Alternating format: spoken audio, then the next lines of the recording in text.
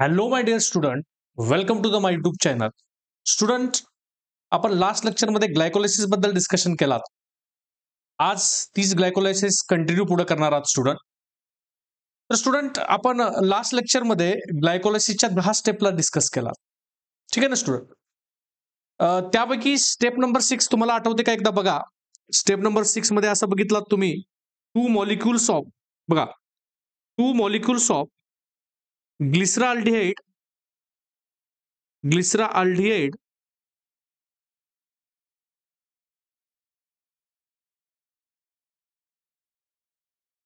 3-phosphate. A glyceraldehyde 3-phosphate, two molecule of glyceraldehyde 3-phosphate, it converted into the, ते convert होत होते, it converted into, बघा या स्टेपवर तुम्ही बघाल तर इथं 2 फॉस्फेट ग्रुप ऍड होत होते. एन्झाईम इथं डिहायड्रोजिनेज एन्झाईम काम करत होता. आणि आपण केलात या एका ग्लिसरॉल्डिहाइड कडून 2 H घेतलात, तर 2 ग्लिसरॉल्डिहाइड कडून किती H?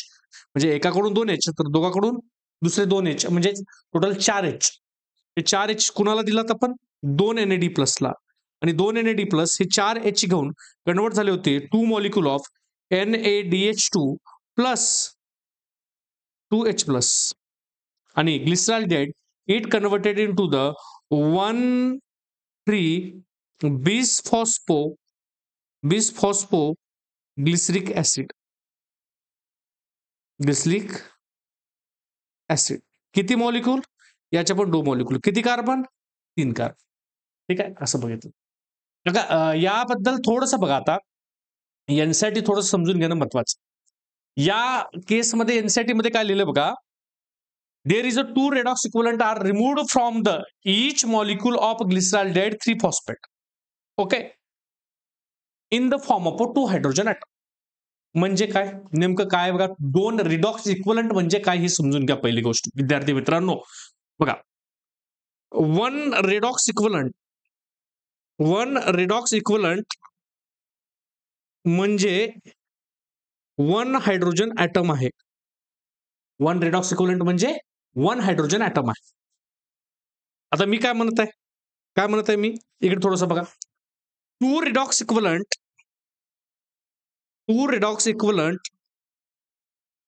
are removed from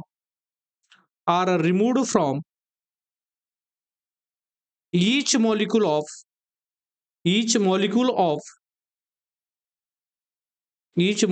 of glyceraldehyde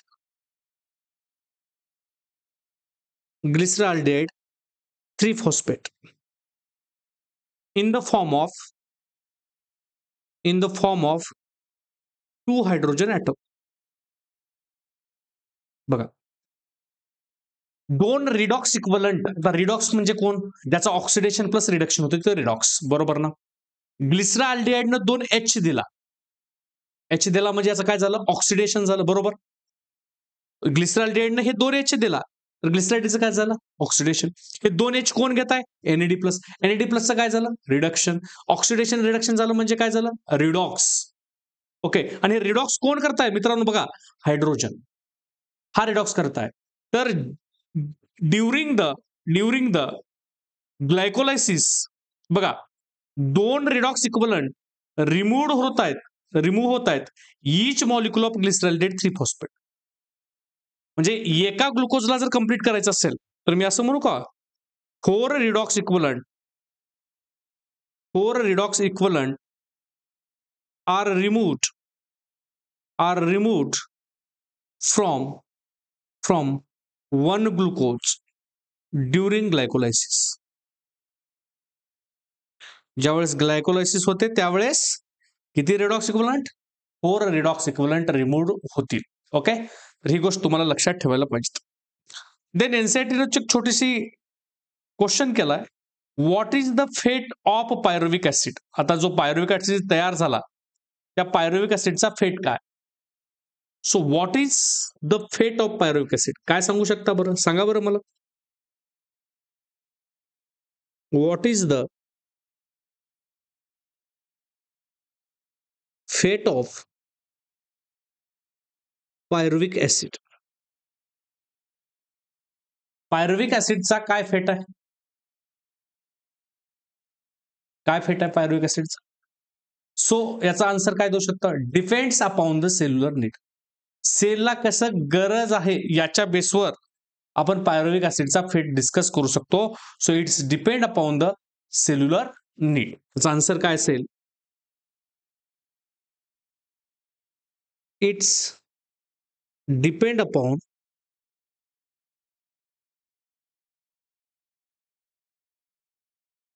cellular need. सेलला कशी गरज आहे याच्या बेसवर. ठीक आहे. बघा, जर सेलमध्ये आता तुम्ही ग्लुकोज बनवला, म्हणजे हा ग्लुकोजला glycolysis through 2 molecule of pyruvic acid बनवला. 2 मॉलिक्यूल ऑफ पायरुव्हिक ऍसिड. हे 2 मॉलिक्यूल ऑफ पायरुव्हिक ऍसिड जर सेलमध्ये ऑक्सिजन प्रेझेंट आहे, इन प्रेझेन्स ऑफ ऑक्सिजन, जर सेलमध्ये ऑक्सिजन प्रेझेंस असेल तर हे पायरुव्हिक ऍसिड हा लिंक रिएक्शन करेल, सोबत सोबत काय करेल? क्रेब्स सायकल करेल. लिंक रिएक्शन क्रेब्स सायकल करेल. पायरुव्हिक ऍसिड लिंक रिएक्शन सोबत सोबत क्रेब्स सायकल करेल. पण सेलमध्ये suppose in absence of a cell, sorry, in absence of oxygen, ऑक्सिजनच्या अब्सेन्स मध्ये डिपेंड करतं ऑर्गॅनिझम कुठला आहे. जर ईस्ट असेल तर 2 molecule of ethanol plus 2 molecule of carbon dioxide बनवलं जातं. जर ऑर्गॅनिझम लॅक्टोबॅसिलस असेल तर याच्यामध्ये 2 मॉलिक्यूल ऑफ लॅक्टिक ऍसिड बनवलं जातं. ओनली लॅक्टिक ऍसिड, म्हणजे मी म्हणत आहे इथं CO2 बनत नाही. किंवा सेलमध्ये एटीपी जास्त आहेत, करायची गरज नाही. काम करा की यावर एक अमिनो ग्रुप ऍड करा. एक अमिनो ग्रुप ऍड केला तर काय होईल? Pyruvic acid converted into the amino acid कुठल्या? अलानिन नावाच्या अमिनो ऍसिड मध्ये कन्वर्ट होईल. So what is the fate of pyruvic acid? तर पायरुव्हिक ऍसिडचा फेट्स डिपेंड करतं की सेलमधली कुठली कंडिशन आहे. सेलमध्ये ऑक्सिजन प्रेझेंट आहे, तर सेलमध्ये ऑक्सिजन प्रेझेंट असेल तर लिंक रिएक्शन क्रेब्स सायकल करेल. सेलमध्ये ऑक्सिजन अब्सेंट आहे तर ऑर्गॅनिझम कुठला यावर डिपेंड करेल की ईस्ट असेल तर 2 मॉलिक्यूल ऑफ इथेनॉल बनेल, लॅक्टोबॅसिलस असेल तर 2 मॉलिक्यूल ऑफ लॅक्टिक ऍसिड बनेल. पण सेलमध्ये ऑक्सिजन आहे पण एटीपी खूप जास्त आहे, एनर्जीची गरज नाही. त्यावेळेस सेलमध्ये सिम्पली अमिनो ऍसिडचं ऍडिशन करा. अमिनो ऍसिड ऍड केलास की pyruvic acid converted into the alanine नावाच्या अमिनो ऍसिड मध्ये कन्वर्ट होईल. So it's depend upon the totally cellular need. Okay. तर ग्लायकोलायसिस मध्ये काय काय बनवलात? एकदा ग्लायकोलायसिस मध्ये तुम्ही जर बघाल, ग्लायकोलायसिस मध्ये काय काय बनवलात, तर ग्लायकोलायसिस मध्ये आपण बघू शकतो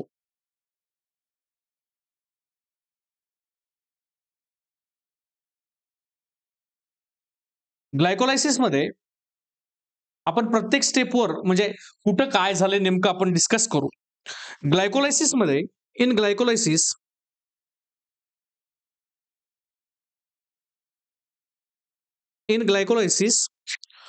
वन ऑक्सिडेशन स्टेप, एक ऑक्सिडेशन स्टेप आहे. कुठली स्टेप आहे? That is step number 6. Step number 6 ही एक ऑक्सिडेशन वाली स्टेप आहे ग्लायकोलायसिस. ग्लायकोलायसिस मध्ये 2 SLP स्टेप आहेत. SLP म्हणजे डायरेक्ट एटीपी बनव. एकदा तुम्ही बघू शकता ग्लायकोलायसिस मध्ये डायरेक्ट एटीपी बघा. एक एटीपी आपण इथं बनवलं. ओके. ही पोझिशन, एक एटीपी बनवली, 2 एटीपी. ओके. अजून कुठं बनवलं डायरेक्ट? अजून कुठं बनवलं 2 एटीपी? 2 एटीपी तुम्ही बघा, 2 एटीपी या प्लेसवर बनवलात. ओके. 2 एटीपी या प्लेसवर बनवलात. टोटल किती एटीपी झाले? 4. आणि याच एटीपी फॉर्मेशनला आपण काय म्हणतो? SLP. SLPच्या 2 स्टेप आहेत. स्टेप नंबर कुठली? SLPच्या 7 आणि 10 ही SLPच्या स्टेप आहेत. तर SLP थ्रू एटीपी आपण 2 स्टेपवर बनवत आहेत. ओके. स्टेप नंबर 7 आणि 10. ठीक आहे. यासोबत ग्लायकोलायसिस मध्ये कुठे CO2 रिलीज झालाय का? Okay. No decarboxylation step in glycolysis. कुठली डिकार्बोक्सिलेशन स्टेप ग्लायकोलायसिस मध्ये झालेली नाही. इथं कुठलाच CO2 रिलीज झालेला आपल्याला दिसत नाही. इन्झाईम ऑफ ग्लायकोलायसिस मधले enzyme of step number 1, 3 and 10 are allosteric enzyme. हे अलोस्टरिक एन्झाईम आहेत. अलोस्टरिक एन्झाईम काय असतात थोड्या वेळात आपण डिस्कस करू अलोस्टरिक एन्झाईम बद्दल. पण हे step number 1, 3 and 10 these are referred as the allosteric enzyme म्हणून सुद्धा यांना ओळखलं जातं. ओके, तर हे ग्लायकोलायसिस बद्दल आपण थोडंसं काय काय झालंय डिस्कस केलं. देन ग्लायकोलायसिस थ्रू एनर्जी कशी बनलं. So we discuss the energetic of glycolysis. ग्लायकोलायसिसचा एनर्जेटिक आपण डिस्कस करणार आहोत स्टुडंट. ग्लायकोलायसिस मध्ये एनर्जी कशी कशी डिस्कस झाली याबद्दल आपण डिस्कस करू. वन बाय वन आपण टोटली ग्लायकोलायसिस मध्ये काय काय बनलंय याला आपण डिस्कस करणार आहात. So energetic after glycolysis if the aerobic respiration are occurs. जर एरोबिक रेस्पिरेशन झालं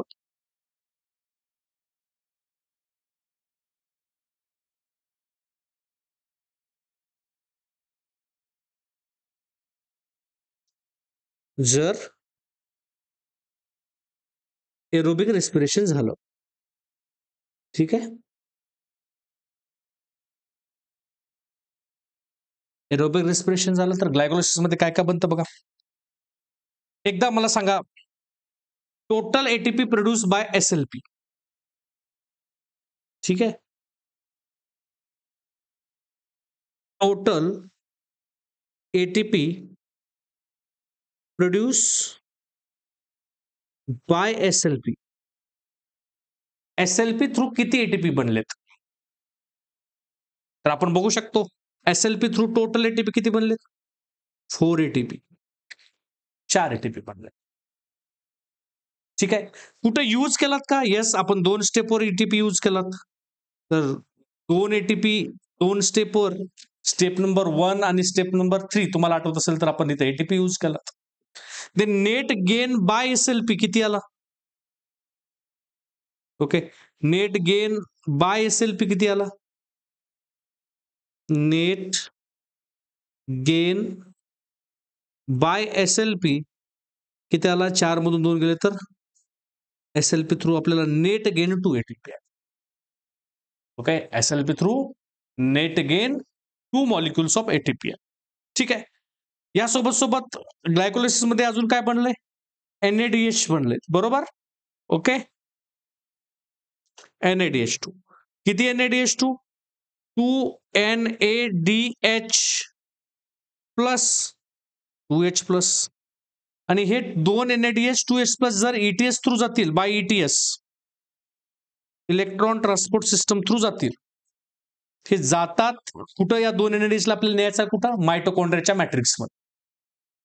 ओके, याला तिथं न्यायचं म्हणजे ऍक्च्युली मायटोकॉन्ड्रियाच्या मॅट्रिक्स मध्ये म्हणण्यापेक्षा इनर मेम्ब्रेन ऑफ मायटोकॉन्ड्रिया मध्ये न्यायचं आपल्याला. आणि याला नेण्यासाठी 2 शटल सिस्टम काम करतात. 2 शटल सिस्टम काम करतायत. एकाचं नाव आहे malate aspartate shuttle system. Malate aspartate shuttle system. आणि एकाचं नाव आहे glycerol phosphate shuttle system. Okay, आता बघा जर मॅलेट अस्पार्टेट शटल सिस्टम चालला तर एक NADH2 चे 3 एटीपी बनतात. ग्लायकोलायसिस मध्ये किती NADH2 बनले 2. एकापासून 3 एटीपी टोटल एटीपी किती झाले 6 एटीपी. टोटल एटीपी किती झाले 6 एटीपी. ठीक आहे. जर मॅलेट अस्पार्टेट शटल सिस्टम चला तर एका NADH पासून 3 एटीपी. ठीक आहे, एका NADH पासून 3 एटीपी बनतात. देन जर ग्लिसरॉल फॉस्फेट शटल सिस्टम चालला ग्लिसरॉल फॉस्फेट शटल सिस्टम चालला तर एका NADH पासून 2 एटीपी बनतात. ओके. तर ग्लायकोलायसिस मध्ये 2 NADPH बनलेत, तर एकापासून 2 ATP बनतात, तर टोटल 4 ATP बनतील. ठीक आहे. हे 4 किंवा 6 आणि हे 2, तर total net gain of ATP जर काढलात, नेट गेन तर किती असेल? हे 4 प्लस 2 म्हणजे 6 किंवा हे 6 प्लस 2 म्हणजे 8 ATP. तर नेट गेन ग्लायकोलायसिस थ्रू 6 किंवा 8 ATPचा असेल, मी असं म्हणू शकतो. ओके. ग्लिसरॉल फॉस्फेट चालला तर हे 4 आणि 2 6 ATP बनतात glycolysis through. Malate aspartate shuttle system चालला तर हे 6 प्लस 2 म्हणजे टोटल 8 ATP बनतात ड्युरिंग द ग्लायकोलायसिस. आपण हे दोन्ही शटल सिस्टमला डिटेलमध्ये डिस्कस करणार आहात. ठीक आहे. पण जर कंडिशन अनएरोबिक असली, समजा कंडिशन अनएरोबिक आहे,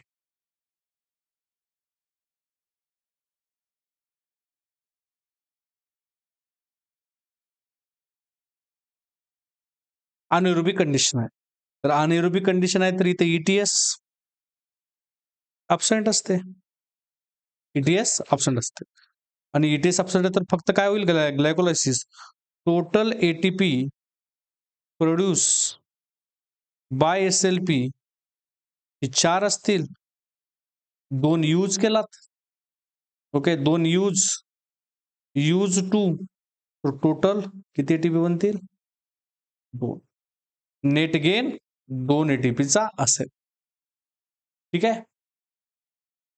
नेट गेन 2 ATPचा झालेला आपल्याला दिसतो. देन ग्लायकोलायसिसला कंट्रोल करायचा आहे. कंट्रोल ऑफ ग्लायकोलायसिस कसं होतं याला पण आपण डिस्कस करू. ग्लायकोलायसिस कसं कंट्रोल केलं जातं बघा. ग्लायकोलायसिसला कंट्रोल करण्यासाठी मग नेमकं glycolysis control by 3 enzyme. Step number 1, 3 and 10. Okay. Glycolysis control by glycolysis control by all three enzyme that is 1, 3, 10 step, but major control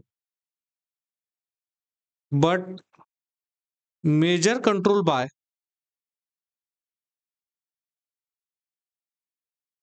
step number third enzyme. Step number 3 वाला enzyme हा major control enzyme म्हणून ओळखला जातो. कसं control करतो बघू. आपल्याकडे 2 condition आहेत. 2 कंडिशन आहेत. पहिली कंडिशन आहे, समजा सेलमध्ये एक्सेस अमाउंट ऑफ ATP आहेत.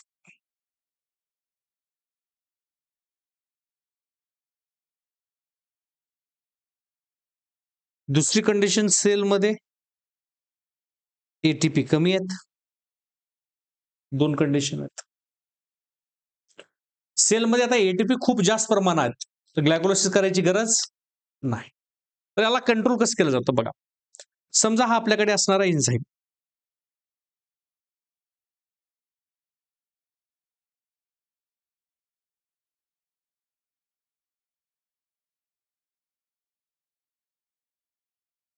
ठीक आहे. आपल्याकडे असणारा हा एन्झाईम,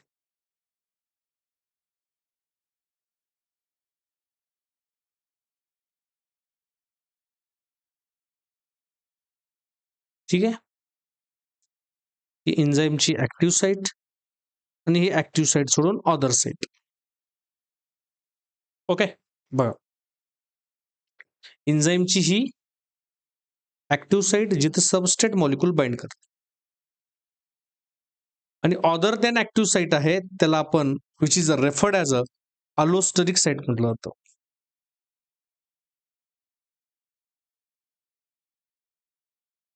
ओके, ही अलोस्टेरिक साईट आहे.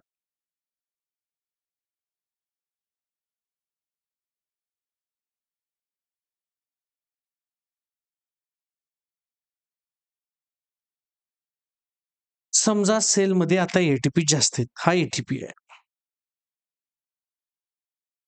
सेलमध्ये एटीपी जास्त आहे. तर हा एटीपी जाऊन कुठं बाइंड करेल? Other than the active site. एन्झाईमच्या ऍक्टिव्ह साईटमध्ये बाइंड करतो सबस्ट्रेट. सबस्ट्रेट आहे.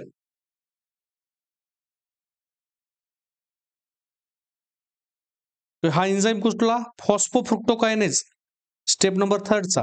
त्याचा सबस्ट्रेट कोण? Fructose 6 phosphate. हा ऍक्टिव्ह साईटमध्ये बाइंड करतो. पण सेलमध्ये एटीपी जास्त आहेत. ओके, सेलमध्ये एटीपी जास्त आहेत.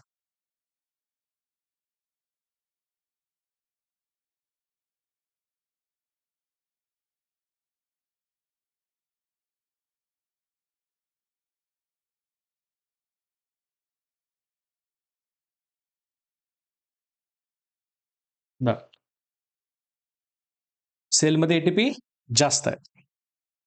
आता याच्या अदर दॅन ऍक्टिव्ह साईटमध्ये कोण बाइंड करत आहे? ही.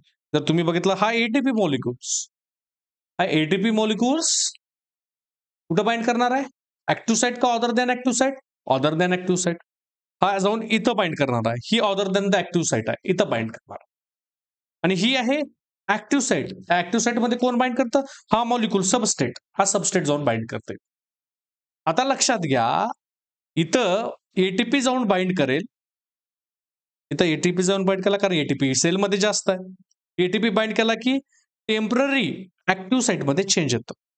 Okay, temporary change in a active site of a enzyme.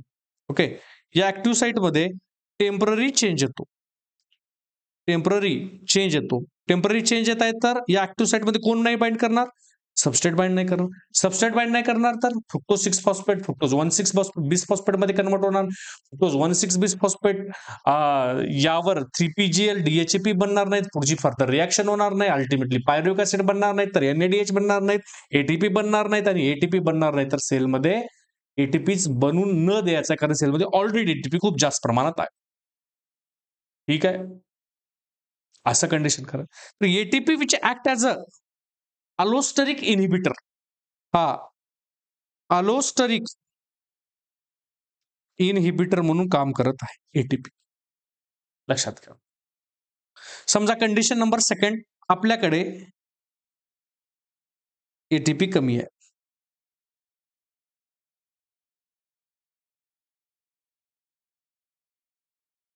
सेलमध्ये एटीपी कमी आहे.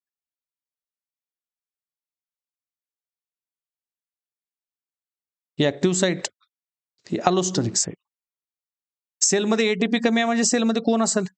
एडीपी. सेलमध्ये कोण असेल? एडीपी किंवा एएमपी. हे सेलमध्ये एडीपी एएमपी बाइंड होतात. एडीपी एएमपी बाइंड झाले की हा substrate molecules. Okay, substrate molecules आरामात ऍक्टिव्ह साईटमध्ये बाइंड करतो. आरामात ऍक्टिव्ह साईटमध्ये बाइंड केला की फ्रुक्टोज 1,6 बिस फॉस्फेट बनतं. अल्डोलेज एन्झाईम DHAP 3PGL बनवतं. च्या फर्दर रिॲक्शन होतात. एटीपी सेल्समध्ये NADH ATP बनायला लागतात. म्हणजे मी म्हणत आहे, अल्टिमेटली दिस एटीपी और AMP इज अ अलोस्टरिक यांना आपण which is referred as a, यांना मी म्हणू शकतो allosteric activator. ATP is a allosteric inhibitor. बघा, ATP is a allosteric inhibitor and this is a allosteric activator. हे अलोस्टरिक ऍक्टिव्हेटर सुद्धा आहेत. ओके, तुम्ही असं सुद्धा म्हणू शकतो. ठीक आहे. देन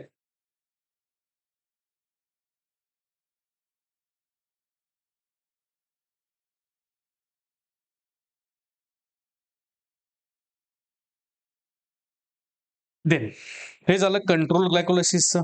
आफ्टर कंट्रोल ग्लायकोलायसिस मध्ये आपण ग्लुकोजला ब्रेकडाऊन करून ultimately 2 molecules of pyruvic acid बनवला. ठीक आहे ना.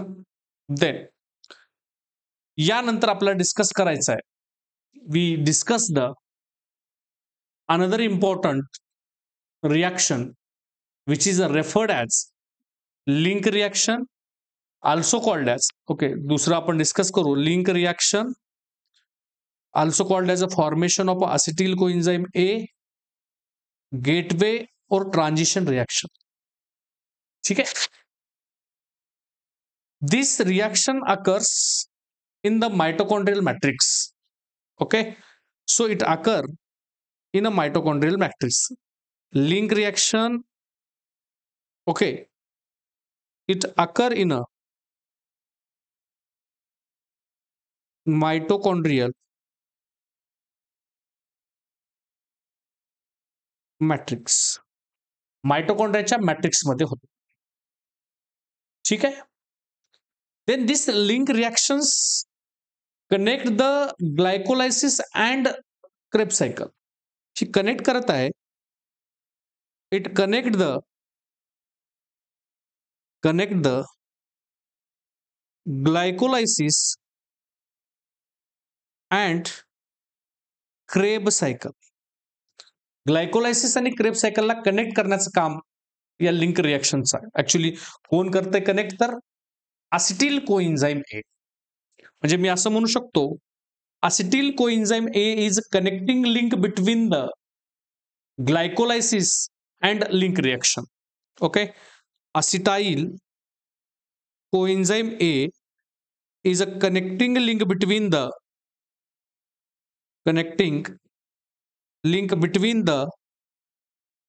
glycolysis and Krebs cycle. हा क्रेब सायकल आणि याचा कॉर्नर. एकदा एम्स मध्ये क्वेश्चन आला होता, लक्षात घ्या. एम्स मध्ये काय क्वेश्चन आलाय, असिटाइल coenzyme A is a common intermediate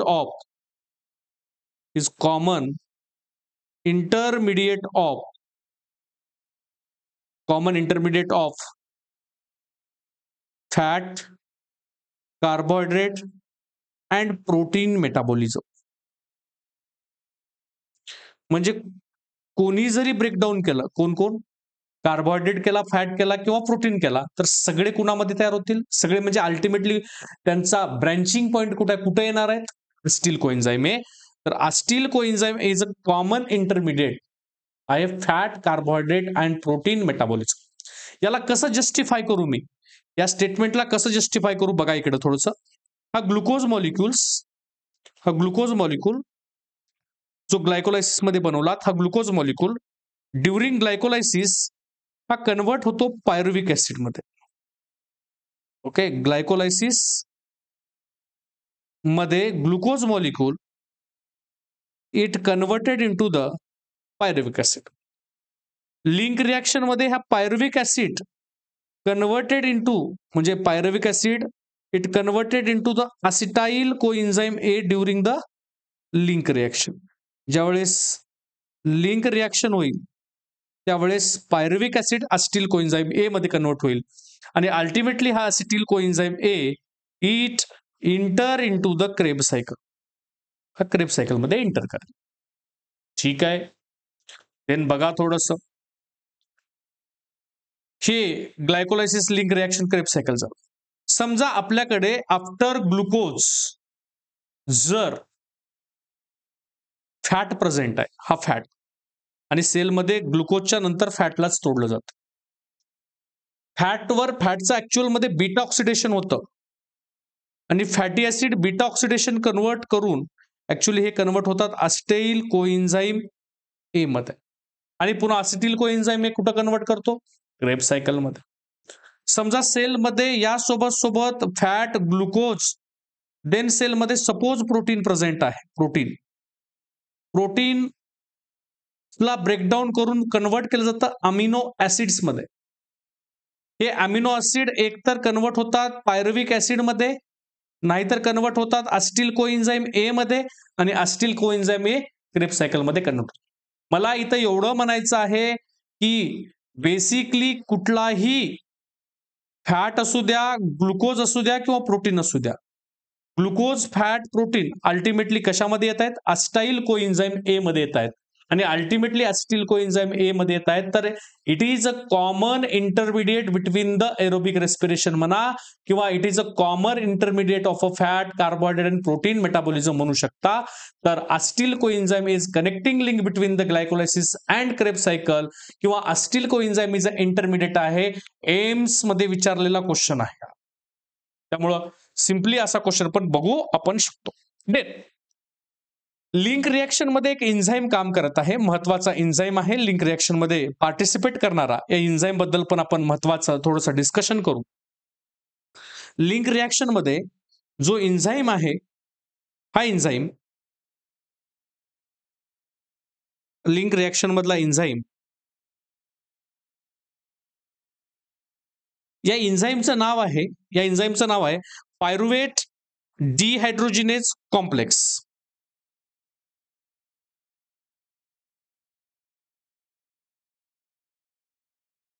एन्झाईमचं नाव आहे, काय नाव आहे? पायरुवेट लिंक रिएक्शन मध्ये पार्टिसिपेट करणारा एन्झाईमचं नाव pyruvate dehydrogenase complex. Pyruvate dehydrogenase complex. हा एन्झाईम कॉम्प्लेक्स आहे, कॉम्प्लेक्सच्या फॉर्म मध्ये आहे, लक्षात घ्या. पायरुवेट डिहायड्रोजिनेज एन्झाईम कॉम्प्लेक्सच्या फॉर्म मध्ये आहे. या कॉम्प्लेक्स एन्झाईम कडे 3 एन्झाईम आणि 5 कोफॅक्टर काम करतात. याच्याकडे स्पेशली 3 एन्झाईम आहेत. याच्याकडे स्पेशली 3 एन्झाईम आहेत.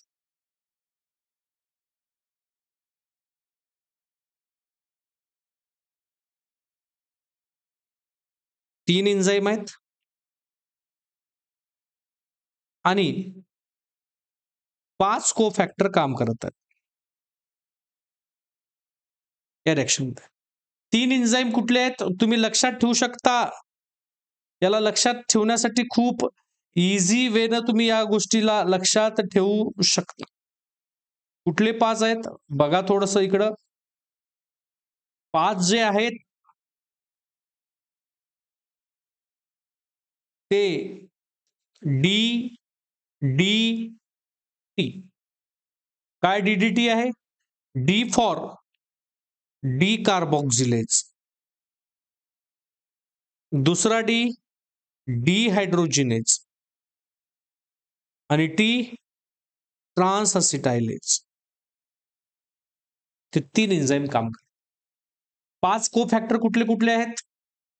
5 कोफॅक्टर मध्ये पहिला कोफॅक्टर तुम्हाला टीपीपी दिसेल. TPP, what is TPP? It is a thiamine pyrophosphate.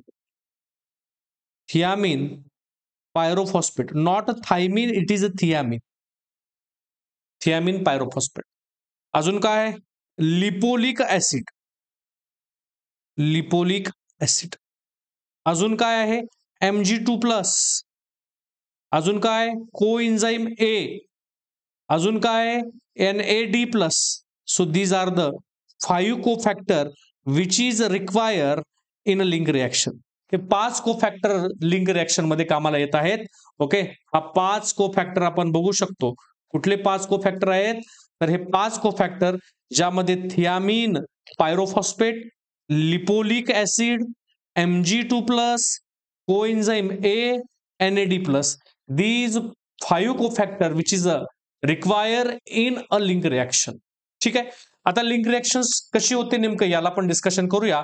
Actual मध्ये लिंक रिएक्शन्स कशी होत आहे मायटोकॉन्ड्रियाच्या मॅट्रिक्स मध्ये ग्लायकोलायसिस मध्ये बनवलेले पायरुविक ऍसिड्स हे कसे कन्वर्ट करू आपण याला डिस्कशन करणार आहात. ठीक आहे, बघा.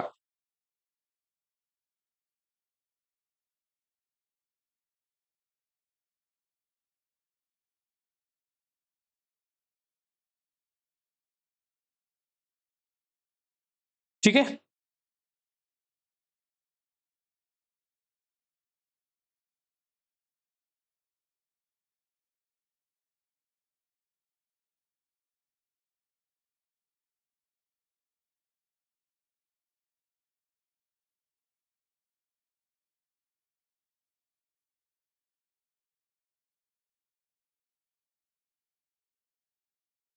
चला ही रिॲक्शन आपण डिस्कस करू.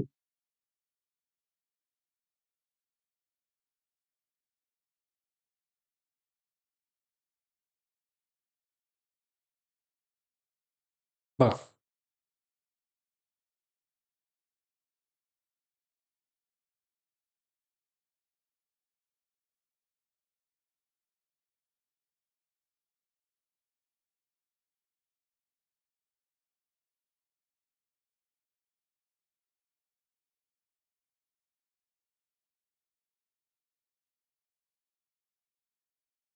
ठीक आहे. चला बघा, आता तुम्ही बनवलात glycolysis through 2 molecule of pyruvic acid. किती कार्बन? 3 कार्बन. या 3 कार्बनच्या कंपोनंटवर एन्झाईम काम करत आहे. कुठला एन्झाईम काम करत आहे? आता तुम्ही नाव सांगलात त्याचं. Pyruvate pyruvate डिहायड्रोजिनेज complex. ओके. याच्यावर ऍड केलं जातं कोएन्झाईम ए. ओके. कोएन्झाईम ए चं ऍडिशन होत आहे. कोएन्झाईम ए ऍड होत आहे. सोबत याचं केलं जातं ऑक्सिडेशन. तर ऑक्सिडेशन करून एकाकडून 2H तर दोघाकडून टोटल 4H. हे 4H घेऊन दिलं जातं 4H दिलं जातं 2 NAD प्लसला. 2 NAD प्लसला हे 4H 2 NAD प्लस घेऊन कन्वर्ट होतील 2 NADH डॉट 2H प्लस मध्ये, किंवा तुम्ही 2 NADH2 म्हणू शकता डायरेक्ट. ठीक आहे. देन या सोबत 3 कार्बनचा पायरुव्हिक ऍसिड चा एक कार्बन लॉस होतो in the form of CO2. एका मॉलिक्यूलकडून एक CO2 तर दोघाकडून टोटल 2 मॉलिक्यूल ऑफ CO2 इथं लॉस झालेत. ओके. 2 मॉलिक्यूल ऑफ CO2 इथून लॉस झालेत. या स्टेपवर सगळे बघा, इथं thiamine pyrophosphate, lipoic acid, Mg2 plus, coenzyme A, okay, coenzyme A आणि NAD प्लस हे सगळे कोफॅक्टर काम करतायत. अल्टिमेटली हा कन्वर्ट होतोय 2 मॉलिक्यूल ऑफ असिटाइल कोएन्झाईम ए. असिटाइल कोएन्झाईम मधला असिटाइल ग्रुप 2 कार्बनचा आहे. हे घ्या, कोएन्झाईमचे दुसरे कार्बन आहेत. ओके. असिटाइल कोएन्झाईम मधला असिटाइल ग्रुप 2 कार्बनचा आहे आणि हाच असिटाइल ग्रुप पुढे इंटर करणार आहे कुठं? मग क्रेब सायकल मध्ये. So this is referred as the link reaction. Okay. यालाच आपण लिंक रिॲक्शन म्हणतो, जी की आपल्याला होत आहे कुठं? मायटोकॉन्ड्रियाच्या मॅट्रिक्स मध्ये.